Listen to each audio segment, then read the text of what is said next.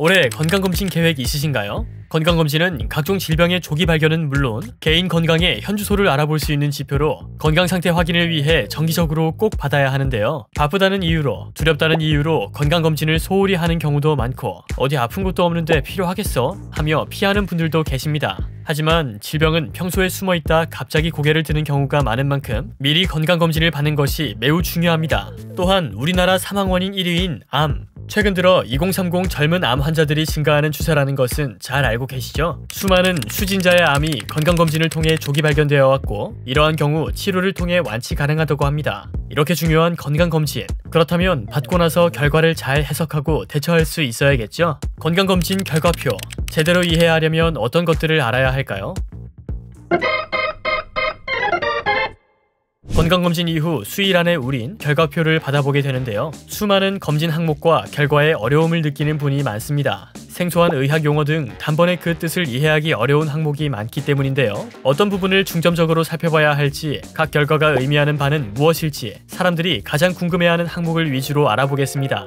먼저 대부분 검진 결과표 첫 장엔 정상 A, 일반 질환 의심 등 건강검진 종합 소견을 확인할 수 있는데요. 이 부분을 먼저 유심히 보셔야 합니다. 정상 A는 말 그대로 정상 수치를 의미하고 정상 B는 아직 정상 수치를 유지하고 있으나 자기관리와 함께 예방 조치 등이 필요하다는 의미입니다. 일반 질환 의심자의 경우 검진 결과상 질환으로 발전할 가능성을 발견한 경우인데 이때엔 진단 및 치료가 필요하기 때문에 꼭 전문의와 상담해 보아야 합니다. 건강검진표엔 이러한 종합 소견 외에도 세세한 결과가 기재되어 있는데요.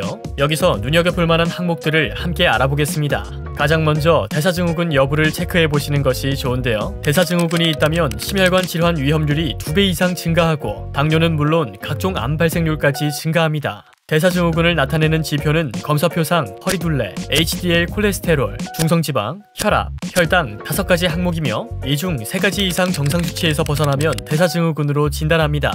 해당 항목이 정상 수치를 벗어났다면 보통 결과표에 따로 표기가 되므로 대사증후군 위험 요인들로부터 안전한지 먼저 점검해 보시는 것이 좋겠습니다. 만약 대사증후군이 의심된다면 하루빨리 전문의를 만나 상담해 보아야 합니다.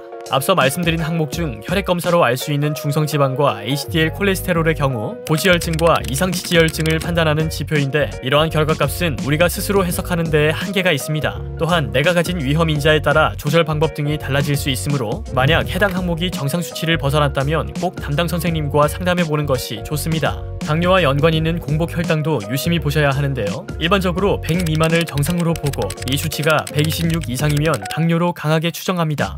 혹시 공복 혈당이 100에서 120 사이 수준이시라면 120은 안 넘으니까 괜찮겠지라고 안심할 것이 아니고 당화혈색소 검사를 통한 정밀한 관찰과 진단이 필요합니다. 흔히 우리가 간 수치라고 부르는 항목은 AST, ALT, 감마 GTP로 나뉘는데 실제 간세포가 손상되었다면 이 수치들이 높게 나올 수 있습니다. AST, ALT 수치의 경우 고강도 운동 시 간혹 높게 나오는 경향이 있습니다. 혹시 해당 수치에 이상이 있다면 검진 전 고강도 운동을 하였는지 점검해보시고 그렇지 않다면 간세포 손상을 의심해보셔야 합니다.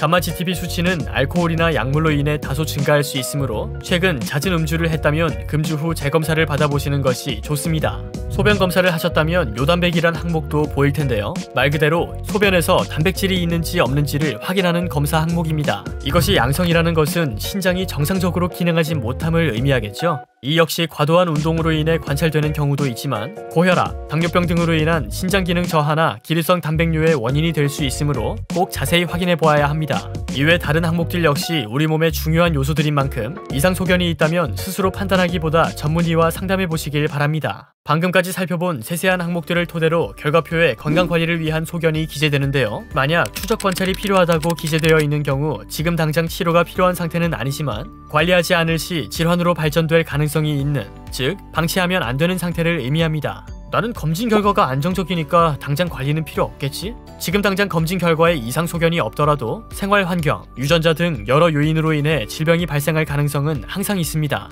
생활습관 관리란엔 말 그대로 우리가 스스로 조절할 수 있는 관리에 대한 소견이 쓰여 있는데요. 만약 여기서 권고하는 사항이 있다면 검진 결과가 안정적이라도 꼭 이행하시고 앞으로도 꾸준히 건강검진을 받으시기 바랍니다. 건강검진을 정기적으로 실시하면 과거와 현재 내 결과표를 비교하고 분석해 볼 수 있는데요. 정상 범위 이내라도 새로 발견된 유의미한 변화가 있다면 신경 써서 관리해야겠습니다. 결론. 오늘은 건강검진 결과표 내 중요하거나 사람들이 궁금해하는 부분을 어떻게 해석해야 하는지 알아보았다. 가장 먼저 종합 소견을 살펴본 뒤 각 항목을 세세하게 확인하고 이상이 있는 항목에 대해선 전문의와 꼭 상담하도록 한다. 추적 관찰이 필요하단 소견을 받았다면 각별히 유념해 관리해야 하고 검진 결과가 모두 안정적이라도 꾸준히 건강검진을 받아야 한다.